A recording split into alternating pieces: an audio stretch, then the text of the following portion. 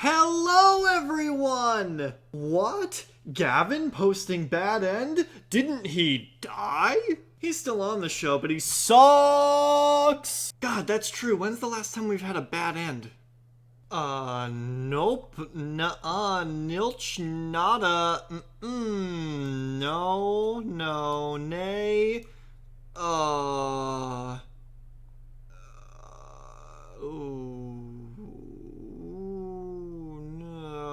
Since season 3. That is fine. That is okay. That is no big deal. And really, it is a wonder how we were even keeping our middle of the road standing while I was in grad school, but I am done grad school, baby. That's right. I'm getting a master's degree. Give me the master's degree. But I am going to need a PhD in Ugology if I'm going to keep up with the crew, because boy, has it been a tough few months. With that, welcome to the Big Bad End recap episode where I justify missing 3 months worth of content with some fun highlights. Let's get caught up. Before we get started, I wanted to give an enormous, big shout out to whoever runs the Prague Playoffs wiki. This would be so hard to do without you. You are making my life so much easier. Thank you so much. 3 months ago when I left you hanging, it was on the eve of the live show, and oh my goodness, am I so sorry. Perhaps I could have made it up to you if I won the 5Ds live show, but we did not, if memory serves me correctly. I bricked against Joe in the rounds, keeping me from that 4-0 position going into the finals, and then Leah stole my finals appearance from me, and Joe won all of 5Ds. Brrr, we're vibrating vigorously. This would have been a bad end for the live show if we've ever seen one. Psychic FTK, brrr, deck was so good. Oh well. After the live show was the Hidden Arsenal special episode, and boy was I sad that I didn't get to put out a bad end episode for Hidden Arsenal. Maybe I would have if I won, but again, we did not win. Our deck was so cool and based, and we got to play X-Sabers because Dark Soul and Emra's Blade, and really what was holding us back from playing this during the weeks was that we didn't just have a dude that we could go into to sit there and attack.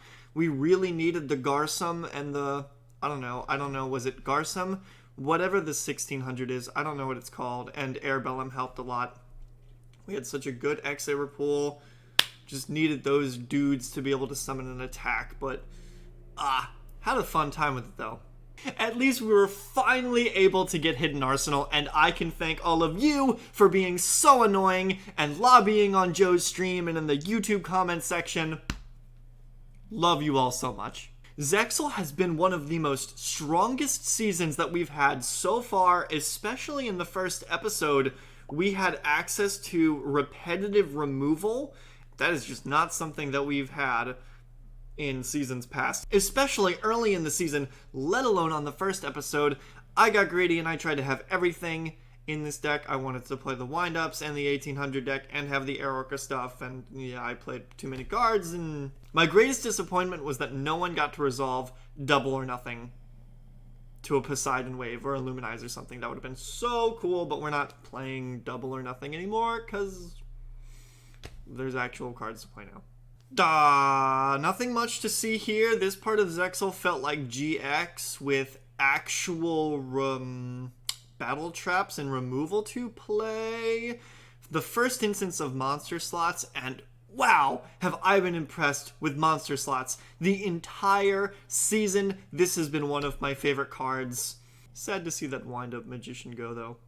Hey, also I just realized, get it straight, guy, person, individual, whoever runs the wiki. I don't own Zenmeister.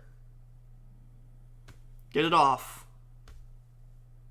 Oh boy, this was my favorite week of Zexel so far. Oh, so many of my favorite cards in this deck. We got the Drill Barnacle.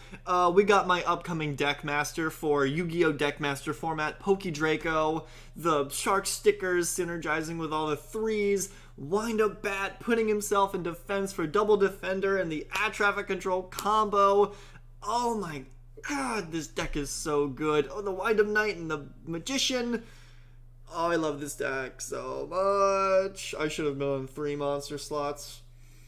Oh, and having that Zenmaity, whatever, the one that summons the other ones from deck.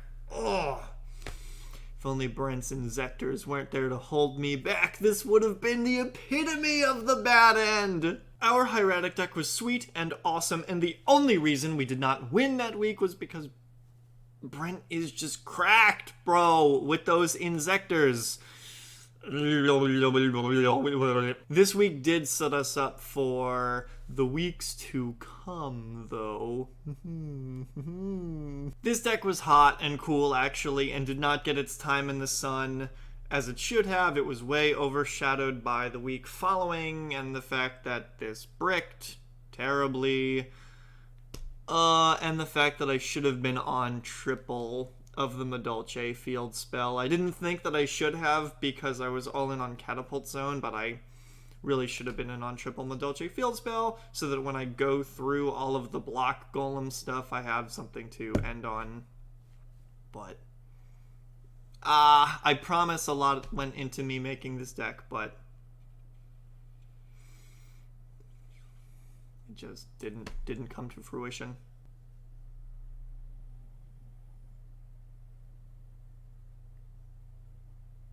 It's okay, we don't have to talk about this week.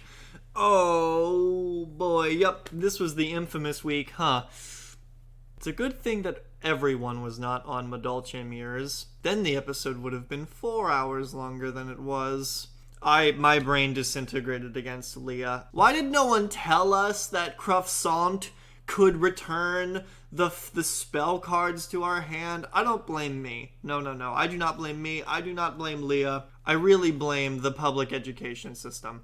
More teachers, more students need to learn that you can bounce your own spells with Croissant. It's absolutely negligent for our educators to be letting our students just bounce the front row monsters with Croissant. That's just, when I see a child walking on the street bouncing their own monsters with Croissant, a tear runs down my face because I was once that child, and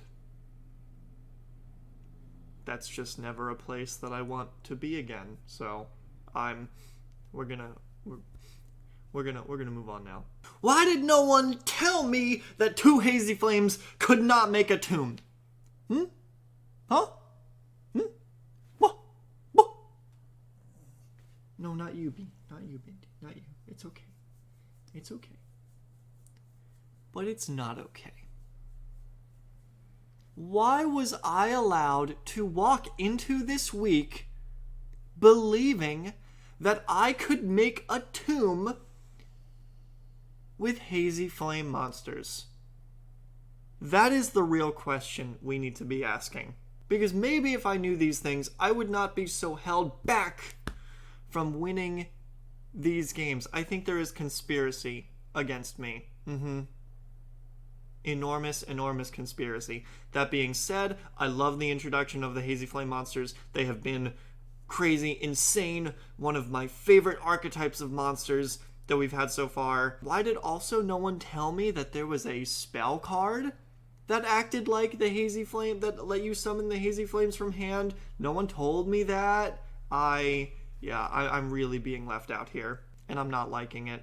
It's okay, the spell card sucks. Why did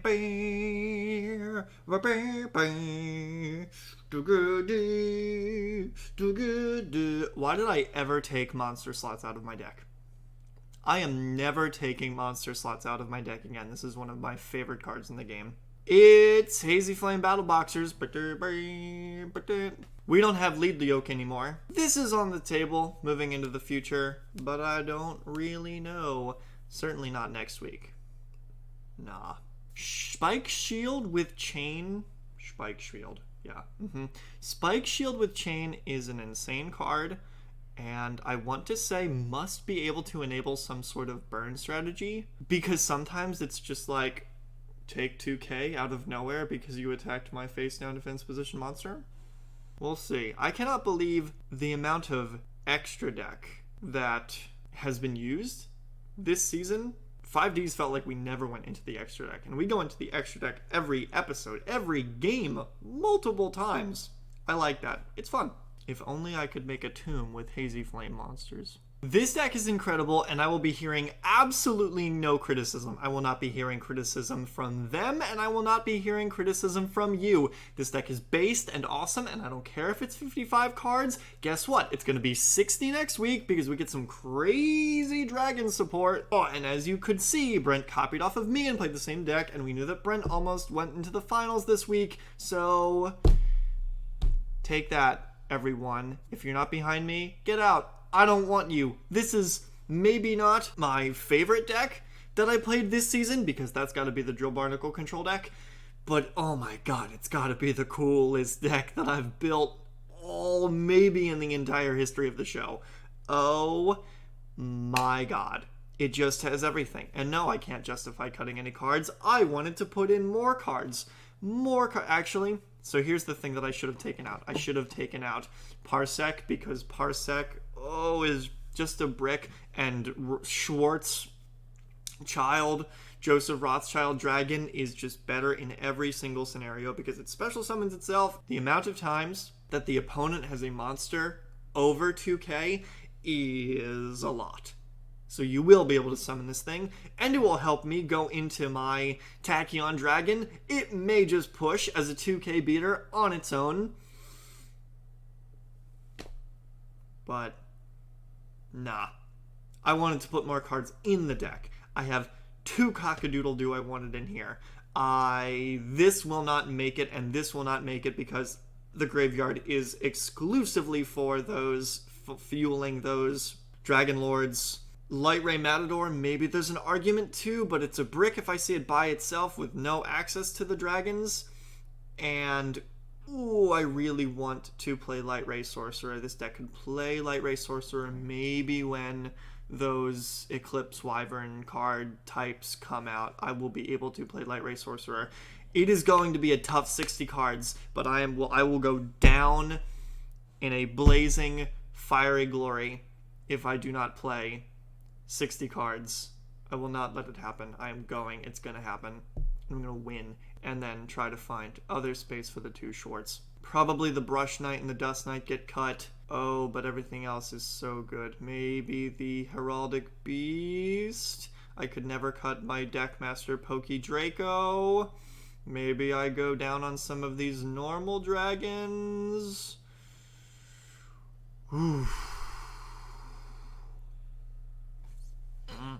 And boom, there it is. We're all caught up.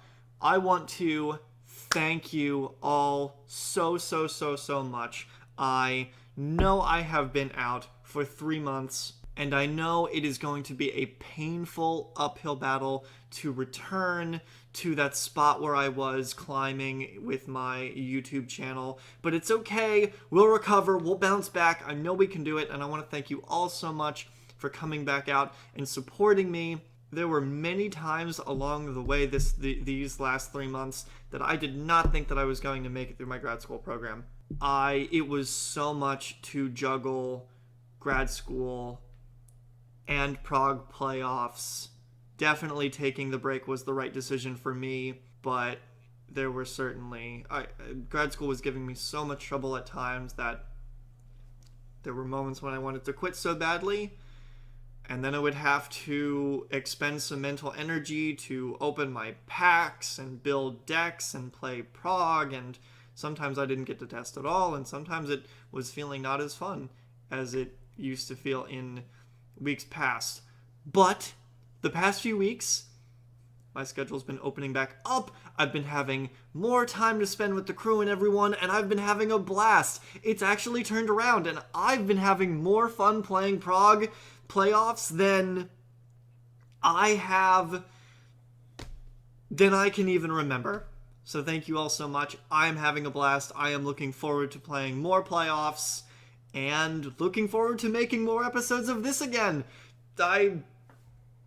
Thanks so much, everybody. Love you all. And I will see you next time.